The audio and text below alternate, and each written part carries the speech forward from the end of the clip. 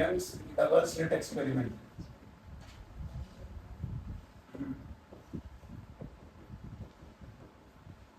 Double slit experiment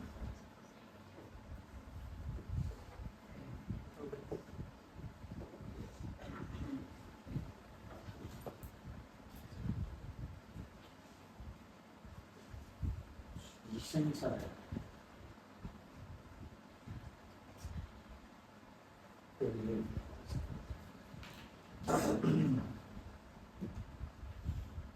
सबसे पहली बात, कोई तो तुमसे सिंपल ये सवाल पूछे कि यंग्स के डबल स्लिट एक्सपेरिमेंट से क्या साबित हुआ था, इसने एक्सपेरिमेंट करके कुछ साबित करते हैं तो क्या साबित किया, तो उसका जवाब क्या देना है सभी को बहुत सिंपल।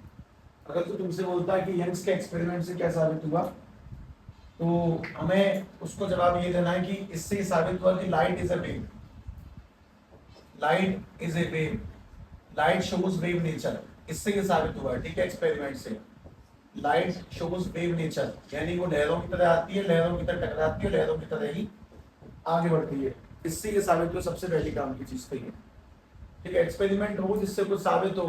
ये मिस्टर इंडियन हैकर की तरह एक्सपेरिमेंट थोड़ी होते हैं। फोन को ऊपर से गिराएंगे तो क्या होगा, टूटेगा ही। टेप से अपने आप बॉडी को बांध देंगे तो क्या होगा, गड्ढे में गाड़ी को तपना देंगे तो महीने बाद निकाले क्या होगा, जंग लगेगी। इसको मुझसे पूछ लो। एक्सपेरिमेंट हो जो कुछ मतलब रिजल्ट दें, कुछ काम की बात समझा, उसे एक्सपेरिमेंट कहते हैं। जिससे दुनिया आगे बढ़ती है, जिससे कुछ डिस्कवर होता है, उसको एक्सपेरिमेंट कहते हैं। पागलपंती में एक्सपेरिमेंट बहुत बारीक सी लकीर है, ठीक है, उसको एक्सपेरिमेंट नहीं कहते हैं। अब इन्होंने क्या साबित किया कि लाइट एक वेव है, तो पहले इनका एक्सपेरिमेंट क्या था वो मैं लिखित फॉर्म में दिखा रहा हूँ। हालांकि मेरे मन में तो इसका एक डेमोन्स्ट्रेशन था, मुझे तो इसका एक एग्जांपल समझाना था वीडियोग्राफी के तरीके से कि किस तरह से काम बनेगा। कि मैं एक वीडियो प्ले करता तो बताता कि ऐसे करके वेव जा रही थी, टकराई, आगे करके बढ़ी। लेकिन फिलहाल नहीं, अब मैं तो पहले लिखित फॉर्म में समझाता हूँ, तो वीडियो वाला काम बाद में। तो पहला सिंपल जवाब ये कि यंग्स डबल स्लिट एक्सपेरिमेंट एक ऐसा एक्सपेरिमेंट है जो पहली बार साबित करता है कि लाइट एक वेव है। और उसने ऐसा क्या किया कि लाइट वेव साबित हो गई, वो सुनो। उसने सबसे पहले सिंगल सोर्स से एक लाइट निकाली, आगे जाके दो पार्ट में उस लाइट को डिवाइड किया। ये जो तुम्हें इतना बड़ा गैप दिखाई दे रहा है, ये इतना बड़ा गैप नहीं है। अगर तुम ध्यान से याद करोगे तो ये बस हमारे बाल की थिकनेस है, इतना सा है। बाल की थिकनेस से लाइट को दो पार्ट में डिवाइड किया, और दो पार्ट में डिवाइड करने के बाद में लाइट जब आगे बढ़ी तो किसी स्क्रीन पर जाकर बहुत सारी फ्रिंज ऑब्टेन हुई। फ्रिंज यानी वो जो ग्रीन रेड ग्रीन इस तरह से बनता है, उस टाइप से। तो उन्होंने क्या साबित करने की कोशिश करी, वो ध्यान से बात समझो। उन्होंने बोला कि एक सिंगल सोर्स, जैसे अपने पास में ये सिंगल लेजर लाइट है, इसको मैं जब कभी दो पार्ट में ऐसे करके डिवाइड करूंगा, तो इसको दो पार्ट में डिवाइड करने पर सामने की ओर फ्रिंज ऑब्टेन होती है, मतलब बहुत सी लाइनें बनेंगी। और इससे पहली बात साबित हुआ कि light is acting like a wave. तो ये जो है वो है सिंगल सोर्स। यहाँ पे जो हम लगाते हैं वो क्या चीज है, बाल। उस बाल से ही कटती है, और कटने के बाद में सामने ऑब्टेन होंगी, वो क्या कहलाती हैं, फ्रिंजेस। यानी कि वो ग्रीन फिर स्पेस फिर ग्रीन फिर स्पेस फिर ग्रीन फिर स्पेस, उसको फ्रिंज कहते हैं। अल्टरनेटिव फ्रिंज ऑब्टेन होंगी, यानी कि पहले ग्रीन कलर, उसके बाद में स्पेस आ जाएगा डार्क कलर, फिर ग्रीन फिर डार्क फिर ग्रीन फिर डार्क। तो ये कुछ ऐसे करके एक्सपेरिमेंट हुआ। यहाँ से लाइट के बाद में यहाँ पे तुम किसी बाल को लगाओगे तो अपने आप कट के तो तुम्हें फ्रिंज की फॉर्म में ऊपर को दिखाई देगा। इसी बात को मैं तुम्हारे सामने रिप्रेजेंट करने वाला हूँ। बहुत बहुत बार मैं डायग्राम बनाऊंगा, ठीक है, ध्यान से बात सुनो। सबसे पहली काम की चीज, ये जो बाल की चौड़ाई होती है उसको अपन लोग बोलेंगे स्मॉल टी। जिस हिसाब से बहुत छोटी होती है इसीलिए, और जितनी डिस्टेंस पर स्क्रीन पड़ी होगी उसको अपन लोग बोलते हैं कैपिटल डी। तो मुझे बस एक छोटे मोटे सवाल का जवाब दे दो। बहुत छोटा सवाल ये है कि डिस्टेंस जितनी ज्यादा होगी स्क्रीन की, उतनी ज्यादा बड़ी फ्रिंज मिलेंगी कि नहीं मिलेंगी। मतलब अगर बिल्कुल पास बनाऊंगा तो इतना अच्छा ऑब्जर्वेशन नहीं होगा, डिस्टेंस अगर ज्यादा होगी तो अच्छा ऑब्जर्वेशन होगा। जितना पतला बाल होगा, जितनी पतली स्लिट होगी, दिस इज कॉल्ड स्लिट।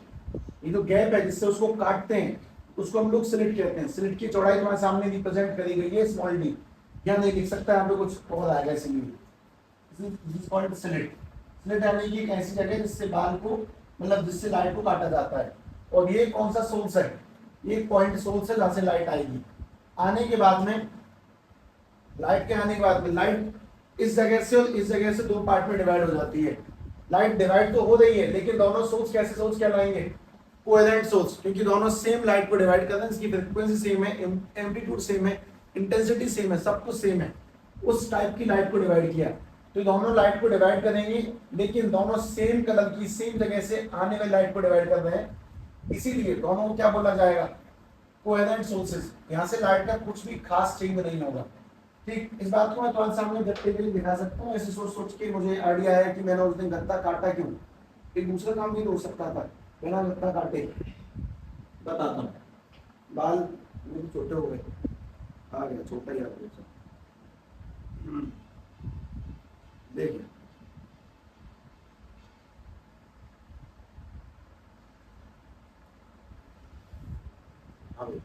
ये जो फ्रिंजेस मिली, ये नीचे वाली स्क्रीन पर दिख जाएगा। अगर मैं पीछे दीवार पे देखा बड़ी मिलेंगे, देखो ध्यान से। अगर डिस्टेंस डी ज्यादा होगा तो फ्रिंजेस की चौड़ाई ज्यादा होगी, अगर डिस्टेंस कम होगी तो फ्रिंजेस बहुत छोटी मिलती हैं। डिस्टेंस नेका है तो चिपटा के और बड़ी डिस्टेंस बनाएंगे, ज्यादा फ्रिंज मिलेंगी। तो बीचों बीच में दिख रहा है, that is called central bright. बीच में जो रोशनी है उसको सेंट्रल ब्राइट कहते हैं। इस बात को समझे। ये फिनोमेना इंटरफेरेंस है, इस बात को तुम्हें यहाँ समझना है कि मैंने यहाँ पे एक सोर्स लिया, उसको दो पार्ट में डिवाइड करा और यहाँ पे लगातार फ्रिंज ऑब्टेन होती हैं। अब बस इसी चीज को दिखाना है, ध्यान से देखिए। ठीक है, ये जो तुम्हारा डायग्राम सामने उस सारे बोर्ड पे दिख रहा है, ये इस पे आ सकता है, क्या आ सकता है, तो ये बनाने वाला हूँ। बीच वाले पॉइंट को क्या बोलते हैं? Central bright. और जो बनी होना क्या बोलेंगे? फ्रिंज। एक बार डार्क है, एक बार लाइट, मतलब कलर है, फिर डार्कनेस है, फिर कलर है, फिर डार्कनेस है। इस बात को लिख के कैसे पढ़ना है? लिख के पढ़ना क्या, इसके बारे में समझ गया मैं। सब ये होता है इंटरफेरेंस। ये था यंग्स का डबल स्लिट एक्सपेरिमेंट।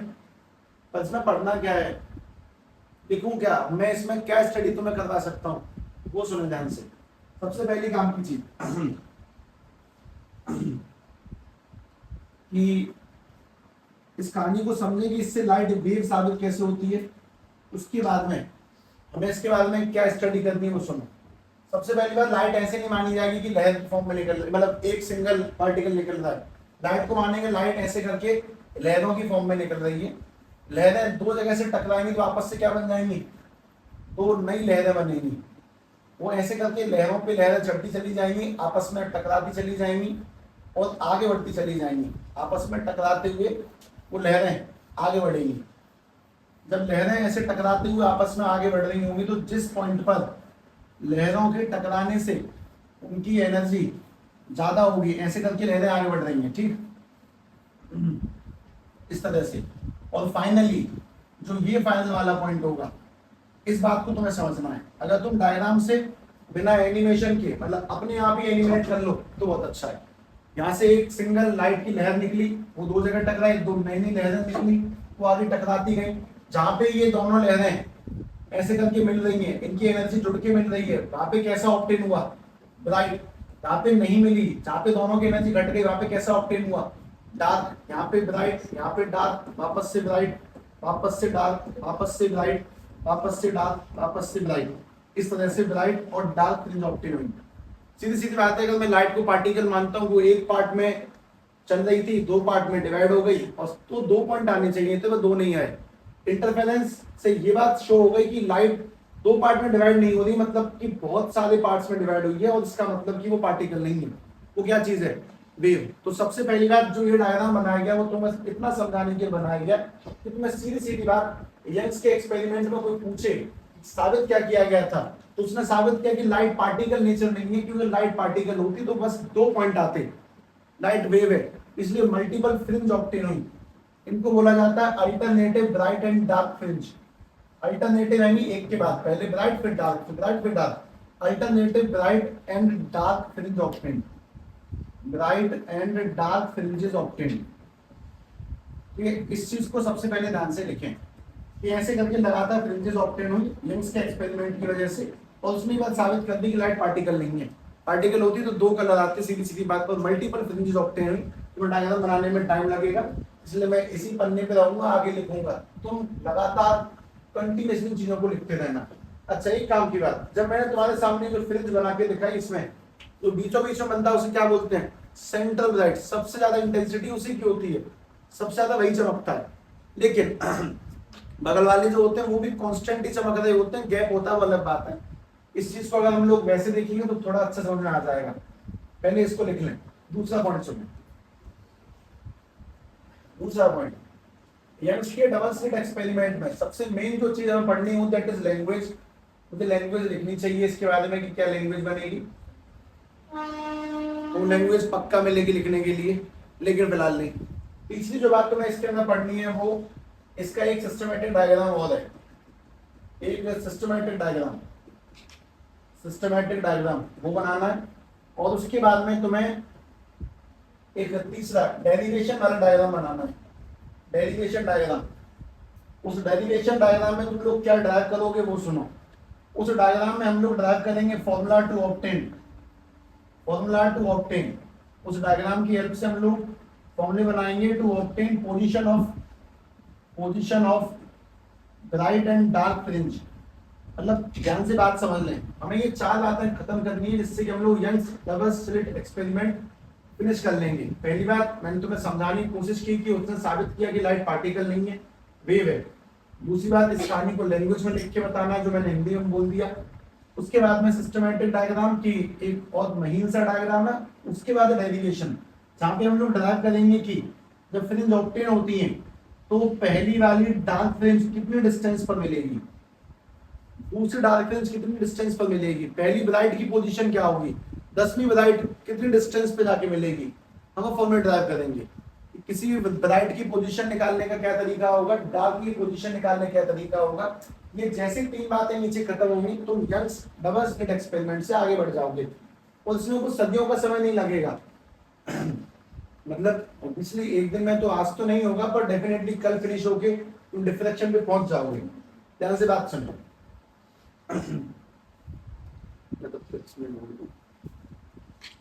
मुझे दिख रहे हो ना,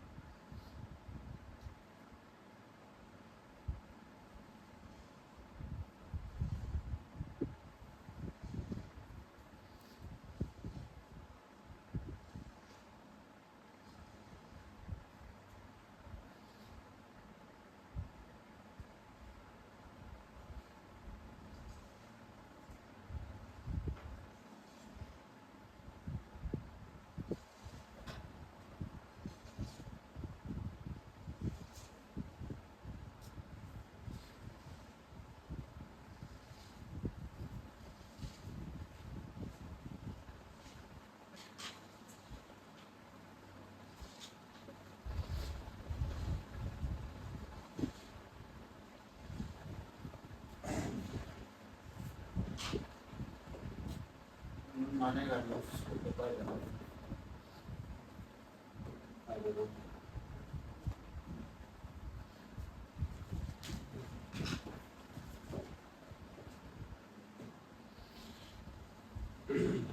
एक बात देखिए बस, वो परमानेंटली सेव हो जाएगा। फिर आपके अंदर की एक्टिविटी चल के आ रहा है। सिलेक्ट एक्सपेरिमेंट बस एनिमेशन, ये ध्यान से तो ये समझ में आएगा कि लाइट को हम वेव जो बोल रहे हैं उसका मतलब क्या है। हाँ भाई ये देखिए, एक सिंगल सो दो स्लिट लाइट का आना, टकराना, आगे बढ़ना। तो ध्यान से एक बार एनिमेशन देखिए।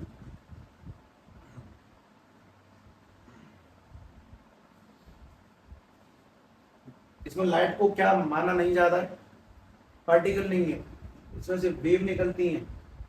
वो वेव जब टकराती है तब वो आगे जाके बढ़ती हैं, आगे जब बढ़ेंगी तब वो दो स्लिट से पार होने पर टकराएंगी, नई वेव निकलेंगी। नई वेव जब आपस में मिलेंगी, जहां जहां पे उनकी एनर्जी जुड़ती है वहां तो कैसा बनता है,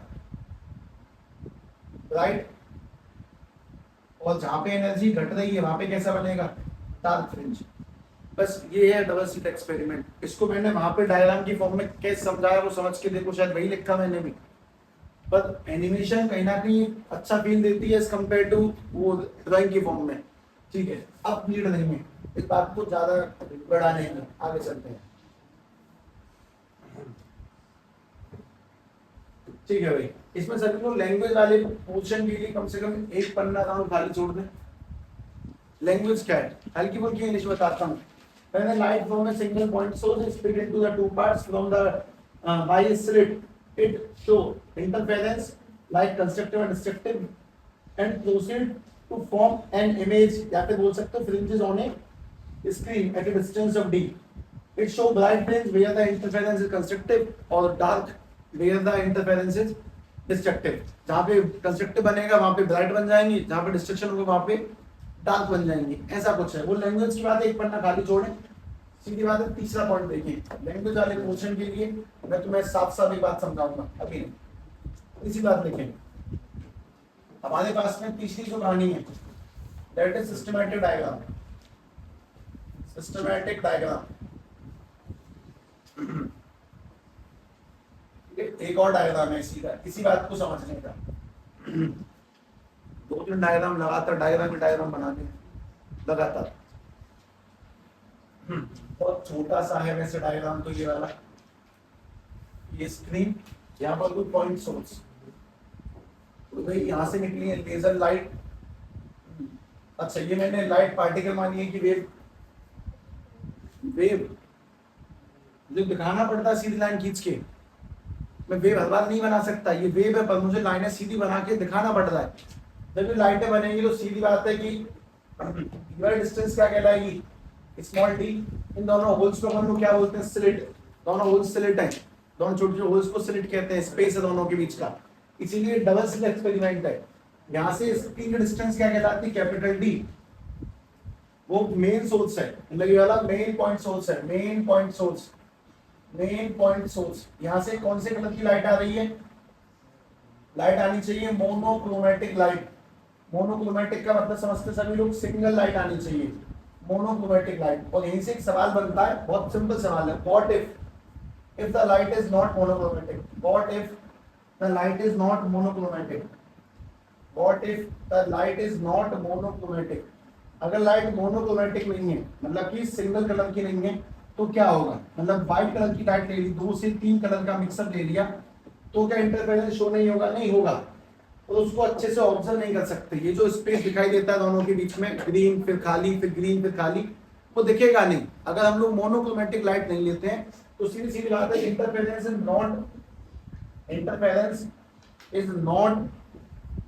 नॉट विजिबल क्लियरली. वो जो इंटरफेरेंस है वो अच्छे से दिखाई नहीं देगा विजिबल क्लियरली. उसका reason because different colours will overlap. because different fringes overlap on each other. बस ऐसा लिखते हैं. different fringes, जो fringes बने हैं वो एक दूसरे के ऊपर overlap कर जाएंगे. fringes overlap on each other, वो एक दूसरे के ऊपर overlap कर जाएंगी. इसीलिए सबसे मेन बात कि लाइट हमेशा मोनोक्रोमेटिक होनी चाहिए. अब दूसरी काम की बात, स्लिट जितनी पतली होगी उतना अच्छा रहेगा.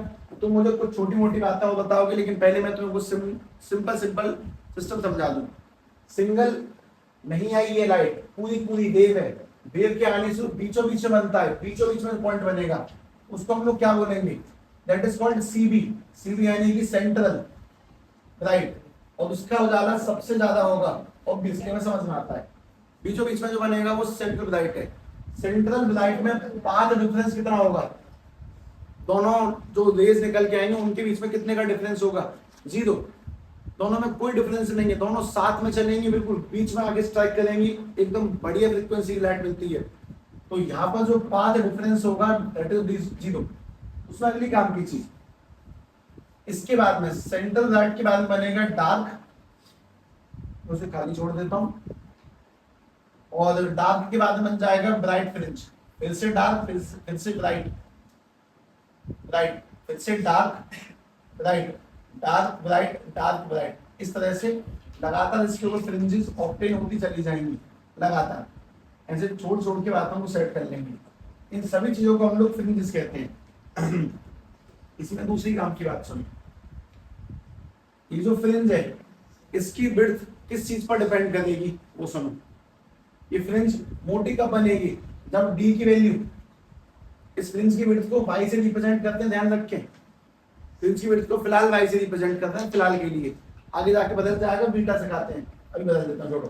बीटा फ्रिंज की विड्थ यानी इस पट्टी की चौड़ाई, जो ग्रीन कलर की पट्टी की चौड़ाई थी, वो किस बात पर डिपेंड करेगी बताओ. अगर स्क्रीन की डिस्टेंस बढ़ा दूं, मैं अगर इस दीवार पे बना रहा हूं तो छोटी बन देंगे, जबकि अगर सामने दीवार पे तो बड़ी बन रही है, उससे पीछे की बनाऊंगा तो और बड़ी बनेगी। ये जो फ्रिंज की चौड़ाई है, इस पट्टी की जो चौड़ाई है, बीटा की जो चौड़ाई है, वो ज्यादा होगी अगर हम डिस्टेंस को, स्प्रिंग के डिस्टेंस को बढ़ा देंगे।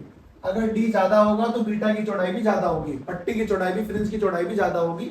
एक छोटी समझने वाली बात, इसके आगे पीछे को लैंग्वेज नहीं लगाई है मैंने तुम्हारे लिए कि fringe is directly proportional to the D, ऐसा कुछ नहीं। तुम बस बात को मोटे रूप समझो कि अगर पट्टी की चौड़ाई बढ़ानी है, फ्रिंज की चौड़ाई बढ़ानी है, तो डी बढ़ाना पड़ेगा। और एक दूसरा काम, ये जो दो पार्ट में डिवाइड करने वाला गैप है, बाल बहुत पतली चीज है, उससे तुम डिवाइड कर दो, बढ़िया डिवाइड होता है। बाल से भी पतला कुछ चुनोगे और अच्छा डिवाइड होगा। जितना तुम मोटा वायर, मतलब तुमने बाल से तोड़ा तो फ्रिंज ऑब्टेन होगी, तुम अगर रस्सी से तोड़ने की कोशिश करोगे फ्रिंज ऑब्टेन नहीं होगी। मतलब जितना पतला होगा ये, उतना अच्छा होगा इसके लिए। तो बीटा यानी कि पट्टी की चौड़ाई डिस्टेंस को बढ़ाने पर अच्छी निकलती है, और बाल को मोटे की जगह पतला करने पर अच्छा निकलता है। तो डी कम होना चाहिए, छोटा वाला, छोटा डी छोटा होना चाहिए, बड़ा डी बड़ा होना चाहिए। मैं तो ऐसे याद रखा था, किसी टाइम पेपर समझ में आ गया बाद में। पर जो बड़ी वाली डी है वो जितनी ज्यादा होगी, पट्टी की चौड़ाई उतनी अच्छी निकलेगी, और छोटी वाली डी जितनी कम होगी, उस फ्रिंज की चौड़ाई उतनी अच्छी निकलेगी। छोटी वाली डी जितनी छोटी उतना अच्छा, बड़ी वाली डी जितनी बड़ी होगी उतना अच्छा। इस बात को ध्यान रखें। अच्छा, ये जो दोनों के दोनों होल से, इनका नाम क्या कहलाता है? स्लिट। स्लिट के बाद में बीचों बीच में आया सेंट्रल ब्राइट, उसके बाद में आया डार्क, यहाँ पे खाली स्पेस है डार्क, फिर आया फर्स्ट ब्राइट, फिर आया सेकंड ब्राइट, फिर खाली छोड़ के थर्ड ब्राइट, उसके बाद में फोर्थ ब्राइट, उसके बाद में फिफ्थ ब्राइट। ऐसे एक एक छोड़ छोड़ के first second third fourth fifth six seventh eight लगातार ब्राइट आएंगे, उनके बीच बीच में डार्क भी आएंगे। अगर इसको फर्स्ट ब्राइट कहते हैं, नीचे वाले कौन सा ब्राइट बोलेंगे? उसको भी फर्स्ट ही बोलेंगे। अगर यहाँ से ऊपर वाला ब्राइट 2 सेंटीमीटर है ऊंचा, तो नीचे वाला भी कितने नीचे होगा? 2 सेंटीमीटर नीचा। अगर ये वाला है 4 सेंटीमीटर ऊपर, तो ये वाला भी कितना होगा? 4 सेंटीमीटर नीचे। एक ही बात है, सिमेट्रिक बनता है बिल्कुल, बीचों बीच से सिमेट्रिक। जितना डिस्टेंस पर ये जाएगा उतना डिस्टेंस पर ये जाएगा। ये कहलाता है थर्ड ब्राइट, ये वाला कहलाता है फोर्थ ब्राइट, उसके बाद फिफ्थ ब्राइट। हमें इनकी पोजीशन निकालनी है। मैंने सबसे पहले बहुत सारी बातों को सेट होकर समझे कि यंग्स के एक्सपेरिमेंट साबित हुआ कि लाइट वेव है, उसमें स्क्रीन की डिस्टेंस जितनी ज्यादा होगी, पट्टियों की चौड़ाई उतनी बड़ी बनती है, और बाल जितना पतला होगा उतना अच्छा बनता है। छोटी डी छोटी होनी चाहिए, बड़ी वाली डी सही मात्रा में बड़ी होनी चाहिए। इस चीज को पहले ध्यान समझे। और उसमें भी सबसे इंपॉर्टेंट रोल प्ले करने वाली बात, लाइट का कलर हमेशा कैसा होना चाहिए? मोनोक्रोमेटिक। अगर मल्टीपल कलर्स की लाइट हुई तो वो ओवरलैप कर जाएंगी, इतने अच्छे से पैटर्न विजिबल नहीं होगा, हम उसको देख तक नहीं पाएंगे, वो एक दूसरे को ओवरलैप करेंगे। तुम व्हाइट कलर की लाइट तुमने कभी देखी नहीं होगी। और अगर ग्रीन से भी अच्छा इंटरफेरेंस देखना चाहते हो तो रेड लेजर लाइट ग्रीन से बढ़िया दिखा देगी। उसका कुछ लॉजिक होगा, बाद में देख लेंगे। वेवलेंथ है उसका रीजन, वेवलेंथ ज्यादा होती है उसकी, बढ़िया इंटरफेरेंस दिखाती है, मतलब अच्छी विड्थ देगी इसी में। चौथा डायग्राम देखें। चौथा पॉइंट क्या लिखा है? डेरिवेशन डायग्राम, डेरिवेशन वाला डायग्राम। ठीक है, ध्यान से बात समझो। ये खत्म होगा तो मतलब तुम ऐसा मान सकते हो कि ये खत्म ही हो गया, यानी डबल स्लिट एक्सपेरिमेंट फिनिश। पढ़ने के पैटर्न को फॉलो करें, किस पैटर्न में बात पढ़ाई जा रही है। सब अगर पेपर में आया तो मुझे क्या करना, पूरा बना के तीनों डायग्राम सब कुछ, पूरी लैंग्वेज, कोई चांस ही नहीं है किसी जगह में नंबर कटने का। टोटल मतलब पहला वाला वेव वाला, ये बीच वाला जो भी बनाया, और तीसरा जो अब बनाऊंगा उसको ध्यान से देखें। वापस से सबसे पहले इन चीजों को सेट कर लो। स्लिट इस तरह से लाइनें थोड़ी सही खींचना, काम में आएंगी। डायग्राम थोड़ा बड़ा ही रखना, around half of the page ऐसे करके रखें, इतना। ठीक, यहां से लाइट रे आ रही है, रे नहीं है, लाइट वेव आ रही है, लाइट वेव। ठीक है भाई, सबसे पहली बात, बीच में जो बनेगा उसे क्या बोलेंगे?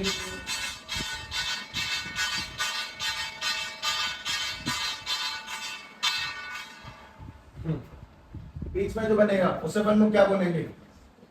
Central bright. बीच वाले को सेंट्रल ब्राइट बोलेंगे।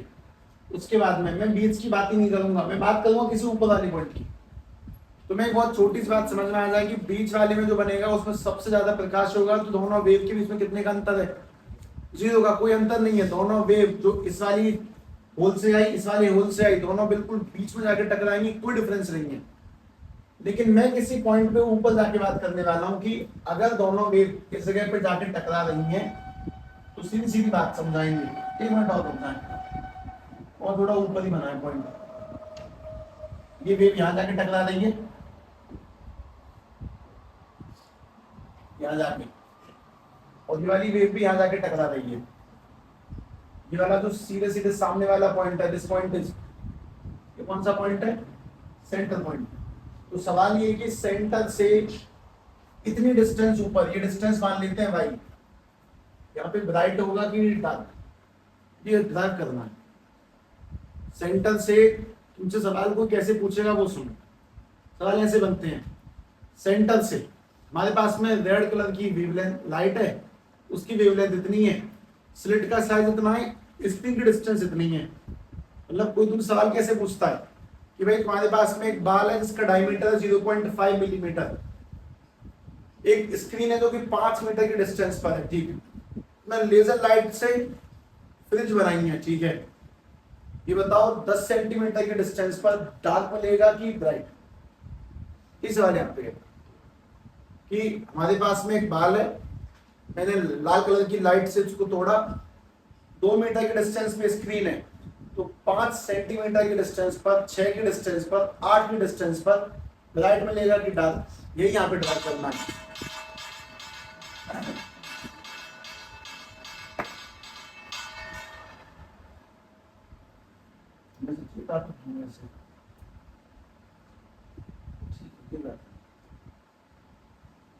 हाँ भाई, सेम सवाल, यहां से एक लाइट आएगी येलो कलर की, तो वो बताओ कि सेंटर से 15 कदम ऊपर, 20 सेंटीमीटर ऊपर, 30 सेंटीमीटर ऊपर, ये ब्राइट है कि डार्क? ये ड्राइव करना है। ये डिवीजन बहुत लंबे समय में जाके समझ में आती है, ये कोई मजाक बिल्कुल नहीं है, ध्यान रखें। मतलब सीरियस गेम है, खतरनाक खेल है। सबसे पहली बात तो ये कि मैं तुमसे कुछ छोटी मोटी बातें पूछूंगा तो बहुत पहले जा चुकी हैं। ये लाइन तो मैं क्या रिप्रेजेंट कर रही है बता?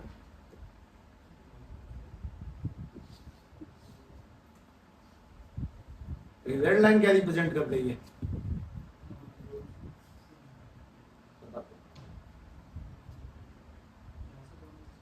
यहां से दोनों साथ चलेंगे, उससे पहले साथ नहीं है, सीधी बात है। ये वाली थोड़ी ऊपर चल रही है तो ये ज्यादा पहले पहुंची होगी, और ये वाली पीछे चल रही है, तो इनके बीच में कितने का अंतर है? ये डिफरेंस है।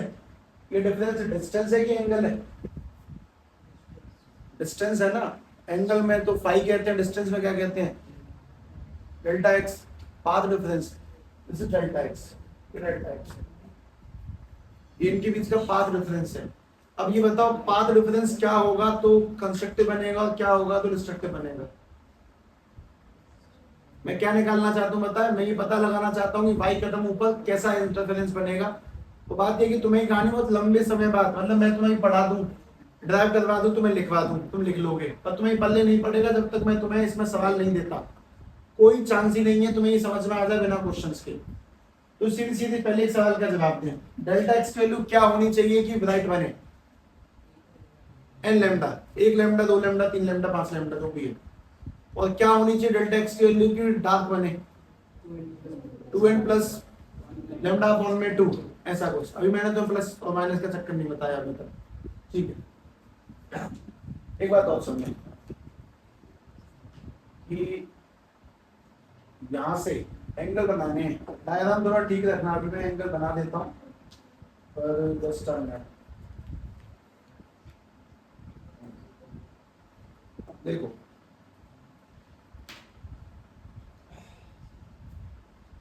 मैंने इस वाले बीच वाले पॉइंट से यहाँ पर बस एक छोटी सी लाइन आगे बढ़ा दी है,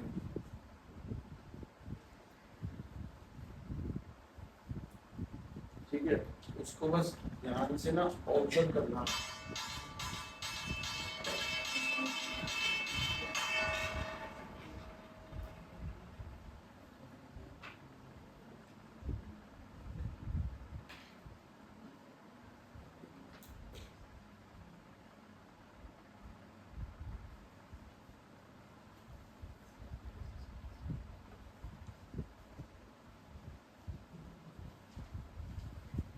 ये वाला डिस्टेंस कितनी है? नहीं, यहाँ से आटे की डिस्टेंस कितनी है? Capital D. उसके बाद में मैंने तुमसे बोला कि ये वाला एंगल है थीटा, मतलब दोनों जो फ्रेम्स हैं वो थीटा एंगल पे जा रहे हैं। सब दो अलग अलग एंगल होंगे ना, ये ऊपर से नीचे से एप्रोक्स थीटा, बहुत क्लोज आती है, बाल बहुत मोटा नहीं होता, बिल्कुल पतली होती है चीजें। तो बीच का एंगल एरिया थीटा एंगल जा रही है। ठीक है, एक छोटा सवाल और आपस से न, कभी ये एंगल पढ़े होंगे, अगर ये वाला एंगल थीटा है तो एक छोटे वाला एंगल भी थीटा, कौन सी पेयर कहलाते हैं? करस्पॉन्डिंग। फिर तभी पेंडेजल लाइंस कैसी है? Parallel lines. तो अब यहाँ पे लाइन तो पैरेलल दी नहीं है, एप्रोक्स है, बहुत बड़ा अंतर नहीं है। तो मैं बस तुम्हें बहुत छोटा सा टारगेट देता हूँ कि अगर ये थीटा है तो ये वाला एंगल भी तुम्हें क्या मानना है? थीटा। ये दोनों लाइंस पैरेलल है, ऑलमोस्ट पैरेलल है, एग्जैक्टली तो नहीं है, पर इनमें कोई बहुत बारीक ज्यादा घना अंतर नहीं है, बहुत क्लोज आते दोनों के दोनों। थीटा के नीचे थीटा मानना, डायग्राम रुक रुक के बना, शांति से देख के।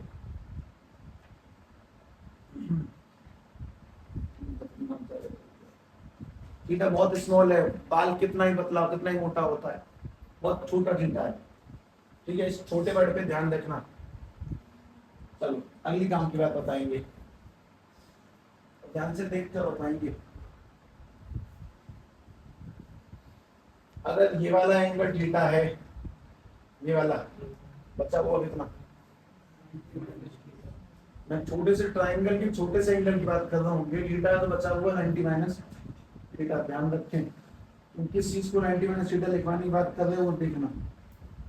ये वाला एंगल बनेगा 90 माइनस थीटा, ये वाला जो एंगल है, ये वाला एंगल छोटा सा एंगल, इस एंगल की बात चल रही है कि ये वाला एंगल 90 माइनस थीटा है। ध्यान से देखिए, ये वाला जो एंगल है, मैं इस एंगल की बात कर रहा हूँ शायद, ये वाला एंगल 90 माइनस थीटा, इसमें किसी को आपत्ति तो नहीं है? बहुत से एज्यूम करें, जो रिफ्लेक्शन डेरिवेशन है वो इसीलिए इंपॉर्टेंट थी कि यहाँ पे काम आने नहीं है, बहुत ज्यादा काम आएंगे अभी तो रुक जाओ। ये 90 माइनस थीटा, ये थीटा तो 90 माइनस, ये थीटा कहाँ से आया? ये है तो ये भी इतना ही होगा, दोनों लाइंस पैरेलल, ऑलमोस्ट पैरेलल है, वैसे तो नहीं है। अगली बात, ट्राइंगल के 3 एंगल होगा सम 180। तो ये जो ट्राइंगल तुम्हें दिख रहा है रेड येलो और व्हाइट में, ये 90 माइनस थीटा, ये वाला 90 है, तो बचा हुआ कितना होगा? 3 एंगल होगा सम 180 होना चाहिए, ये 90 माइनस थीटा है, ये 90 है, तो बचा हुआ कितना होगा? थीटा। ध्यान से देख लें पहले इस पूरे सिनेरियो को, कौन सा एंगल कहाँ क्या बैठा। पहले वो थीटा, उससे नीचे थीटा, फिर पड़ोस में 90 माइनस थीटा, उसके ऊपर थीटा। चीजें कॉम्प्लेक्स हैं, बहुत ज्यादा कॉम्प्लेक्स हैं। ठीक है, स्टार्टिंग में तो ऑब्वियसली लगेंगे, तो मैं इस बात से बिल्कुल तैयार रहा करो कि चीजें पहली बार में खतरनाक ही आएंगी। हमें बहुत खतरनाक वाली प्रैक्टिस चाहिए ही चाहिए इस खेल में।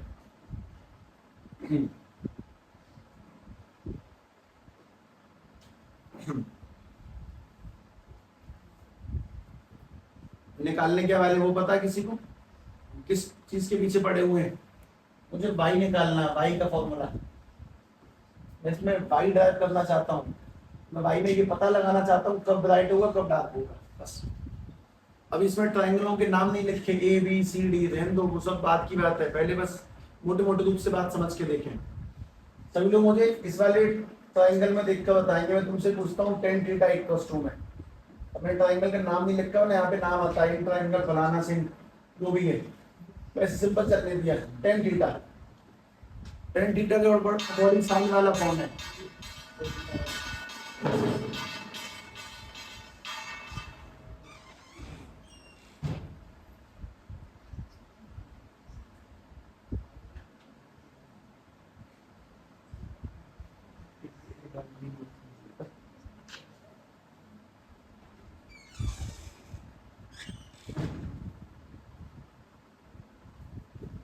हाँ, tan थीटा बताएंगे, थीटा के अकॉर्डिंग सामने वाला परपेंडिकुलर बोले तो भाई, और बेस कितना है इसका? d, तो p अपॉन में b के अकॉर्डिंग सीधी सीधी बात है, tan थीटा की वैल्यू क्या निकल के आ जाएगी? पाई अपॉन में d। एक काम तो यहाँ पर किया, tan थीटा थीटा ये वाला थीटा, ग्रीन वाला थीटा, बाई अपॉन में डी किया। और देखिए दूसरा इस्तेमाल करना है साइन थीटा। साइन थीटा, लेकिन साइन थीटा छोटे वाले ट्राइंगल में दोबारा बोलेंगे, थीटा के अकॉर्डिंग सामने वाला पी अपॉन में एच लगाना है, पी अपॉन में एच।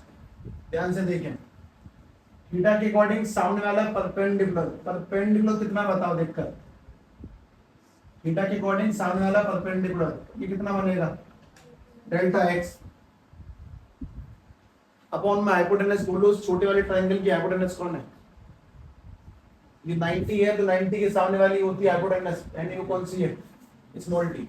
दो ट्राइंगलों का इस्तेमाल करना है, एक टेन थीटा यानी कि वाई अपॉन में डी, और दूसरा डेल्टा एक्स अपॉन में स्मॉल डी। और दूसरी बात ये भी है कि तुम इस कहानी को फिलहाल लिख रही हो, ये बुद्धि में डालना बहुत बड़ा चैलेंज है तुम्हारे लिए भी। होशियार लोगों की सबसे पहली परख यहीं से स्टार्ट होती है। तो समझ में आया? हाँ, तो होशियार है, सीधी बात है। नहीं आया तो टाइम लगा, कोशिश कर, मेहनत करो, तब भी नहीं आया तो फिर रहने दे, कोई बात नहीं। लेकिन फिलहाल तो बस ध्यान से देखिए, मैं तुम्हें कुछ कुछ याद करवा रहा हूँ। इस कहानी परफेक्शन नहीं ला सकते तुम अभी के अभी, साहब मैं परफेक्ट समझ जाऊं ऐसा कुछ, जितना समझ रहे हो उतने में चलने दो। ये थीटा, थीटा 90 माइनस थीटा ऊपर थीटा है। एक बार यूज किया टेन थीटा यानी कि बाई अपॉन में डी, दूसरा यूज किया साइन थीटा यानी कि डेल्टा एक्स अपॉन में स्मॉल डी। उसी काम की बात। ये एंगल बहुत छोटे छोटे हैं, और वी नो दैट कि जब एंगल बहुत छोटे छोटे होते हैं तब साइन थीटा को क्या मान सकते हैं? थीटा। और टेन थीटा को क्या मान सकते हैं? थीटा। तो कुल मिला के अगर तुमसे पूछता हूँ भैया यहाँ से बताइए थीटा की वैल्यू क्या निकल के आ रही है? By upon D. और यहाँ से थीटा की वैल्यू क्या निकल के आ रही है? डेल्टा एक्स अपॉन में स्मॉल डी। दुनिया का कोई भी प्राणी ये काम कर सकता है कि जब दोनों ही थीटा है, एलएचएस इक्वल है तो आरएचएस भी इक्वल होगा। जब आरएचएस इक्वल होगा तो सीधी सीधी कार्रवाई आरएचएस के इक्वल होने पर इन दोनों को इक्वल में पुट किया, यानी कि y अपॉन में d is equal to delta x upon में स्मॉल d। तो अब इक्वेशन नंबर 1 एंड 2 क्योंकि दोनों इक्वल हैं, दोनों tan और sin है, हो गया फिनिश। तुम्हें पता नहीं है, मतलब तुम्हें लग रहा होगा कि कितना लंबा जाके रुकेगा टॉपिक, नहीं, सही पॉइंट पे आके रुका एकदम। कि हमने पहले tan theta y upon d निकाला, मेरा पूरा टारगेट y पर है कि मैं y से पता लगा सकता हूं कि 20 सेंटीमीटर की दूरी पर ब्राइट या डार्क। ये बात मैं तुम बोल रहा हूं, पर तुम इस बात को समझ तब तक नहीं सकते जब तक तुम्हें सवाल नहीं करवाया जाएगा। तो मोस्ट इंपोर्टेंट डायग्राम, इसलिए तीनों डायग्राम अलग है। पहले वाला डायग्राम वेव की फॉर्म में, दूसरा डायग्राम बस कुछ छोटी मोटी बात से, तीसरा डायग्राम सबसे खतरनाक, पेपर में सारे करने होते हो, पेपर में ही करना, उससे पहले मत पढ़ना एक बार, डायरेक्ट पेपर में ही करना सीधे। अब अगला काम, इसमें हम लोग y निकालना चाहते हैं, तो मैंने क्रॉस मल्टीप्लाई करा। जैसे ही y निकालेंगे तो y इक्वल्स टू में डेल्टा x मल्टीप्लाई में स्मॉल d अपॉन में d। काम हो गया, खत्म। y का फॉर्मूला आ गया। बस एक सवाल का जवाब। ये ब्राइट कब देगा? कौन से इंटरफेरेंस पे ब्राइट मिलेगा? कंस्ट्रक्टिव पे।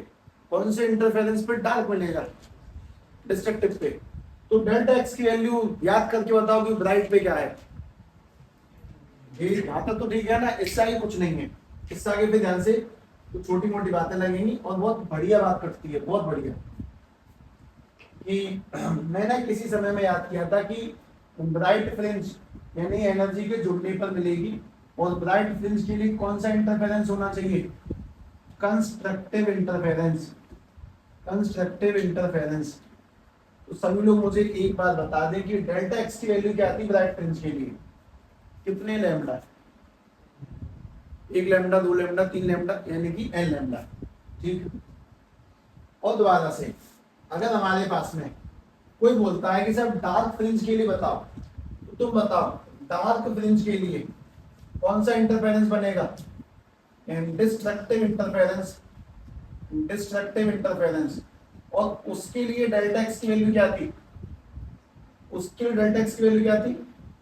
2n माइनस के 1 लैम्डा। तो बस वैल्यू पुट करें। अगर कोई मुझसे पूछता है सर ब्राइट निकालो, तो ब्राइट के लिए डेल्टा एक्स में क्या लग जाएगा? n लैम्डा डी अपॉन में डी। ब्राइट के लिए n लैम्डा डी अपॉन में डी। और अगर कोई मुझसे बोलता है कि डार्क के लिए क्या बनेगा, उसके लिए क्या बन जाएगा आंसर? 2n माइनस के 1 लैम्डा डी अपॉन में 2d। मैंने कोई बहुत नई बात नहीं लगाई है, कल वाली बात को आज वाली बात से जोड़ दिया। ये ब्राइट फ्रिंज की पोजीशन निकालने का formula, this is the position of, this is the formula of finding position of bright fringe. और ये किसके लिए? डार्क फ्रिंज की पोजीशन। ये याद नहीं हुआ, लिखता हूं दोबारा से। ये जो फॉर्मूला है, this is to find, this is to find position of bright fringe, position of bright fringe की ब्राइट कहां पर बनेगा, उसका फॉर्मूला तो ये रहा। ब्राइट फ्रिंज फाइंड करने की पोजीशन जो भी होगी, जैसा भी होगा फॉर्मूला। और इसका this is to find position of dark fringe, this is to find position of dark fringe, position of dark fringe. अगर तुम लोग ध्यान से देखो तो शायद नीचे की सारी बातें तुम्हें समझ में आई। थीटा वैल्यू इक्वल इक्वल सब पुट करना, ये मुझे आता है, डेल्टा एक्स सब कुछ में क्या कठिनता है। एक ही बात खतरनाक है बस, पहला डायग्राम और दूसरा tan थीटा sin थीटा को निकाल के इक्वेट करना, बस दो ही बातें खतरनाक है। उस साइड में लिखी छोटी छोटी, ये सब तो बहुत आसान है। मैं इक्वल में डाल सकता हूँ, मल्टीप्लाई कर सकता हूँ, डेल्टा इस जगह तो मैं एन लैम्डा याद कर चुका हूँ, तो मेरे लिए कठिन कुछ नहीं है। लेकिन ये बात अभी प्रॉपर फील तब तक नहीं दे सकती जब तक मैं तुम्हें सवालों में ना उतार दूं, और ये कंप्लीट भी नहीं हुआ है। इसमें कुछ फ्रिंज विड्थ की चौड़ाइयाँ और भी कुछ गेम, सेंट्रल राइट की विड्थ कितनी होती है, थोड़ी छोटी मोटी बातें बच्चे हैं, पर मेन यही है। मतलब 95% तो इतना ही है कि मैं यंग्स डबल स्लिट एक्सपेरिमेंट के नाम पे पूरा सिंपल डायग्राम से लेकर इस कॉम्प्लेक्स डेरिवेशन तक सब आना चाहिए। तो पहले इस चीज को ध्यान से लिख लें। तुम जिस समय इतने काबिल हो जाओगे कि बिना पढ़े किसी टॉपिक को तुम किसी को समझा सको, उस समय तुम्हें परफेक्टली चीजें आने लग जाएंगी।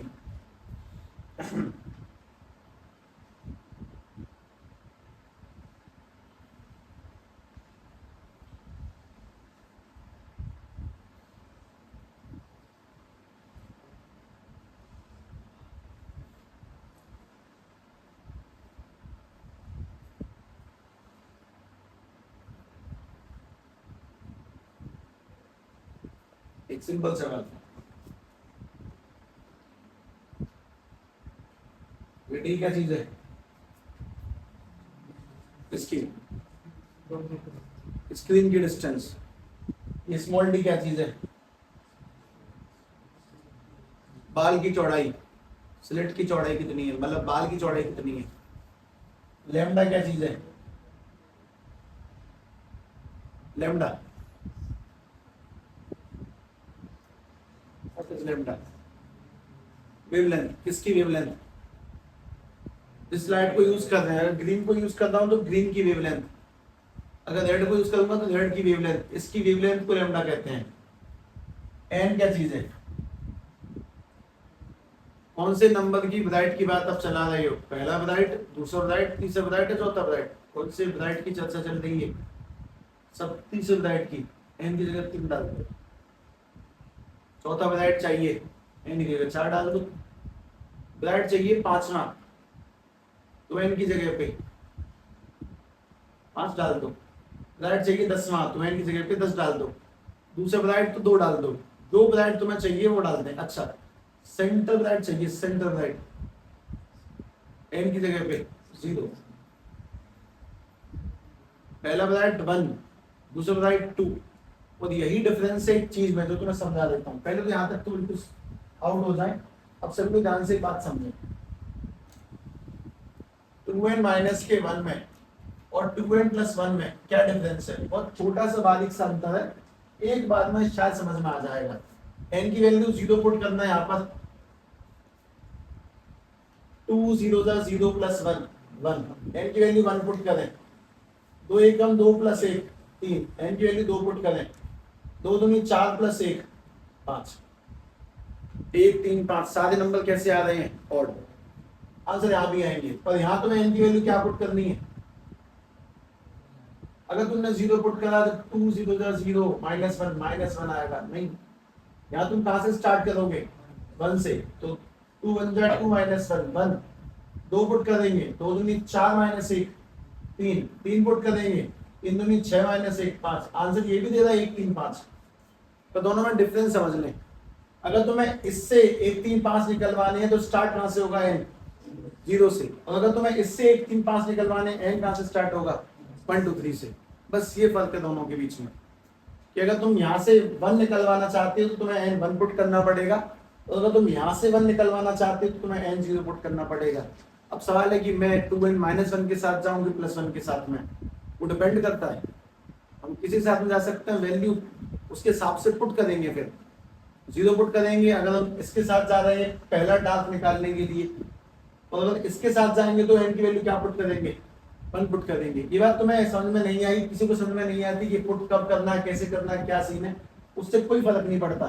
तो बस ये समझ में आए कि मैंने तुम्हें कुछ ड्राइव करके बताया कि डेल्टा एक्स डी अपॉन में डी तक पहुंच जाना, और डेल्टा एक्स क्या चीज है, पाथ डिफरेंस। अगर एन लैम्डा होगा तो कैसी मिलेगी, ड्राइव, क्योंकि उस पर क्या हो जाता है, कंस्ट्रक्टिव। और अगर ये वाला लैम्डा अपॉन में 2 होगा तो उस पर क्या मिलेगी, डार्क, क्योंकि उस पर क्या हो जाता है, कंस्ट्रक्टिव। बस इस बात को ध्यान रखें, अभी भी रिमेनिंग है इसमें बहुत कुछ, ठीक है। मतलब ये तो बस ऊपर ऊपर से वो दिखा दिया जो उसकी थ्योरी है, जब तक ये न्यूमेरिकली एंटर नहीं करेगा ये बिल्कुल दिमाग में नहीं आएगा, ठीक है, कल करेंगे।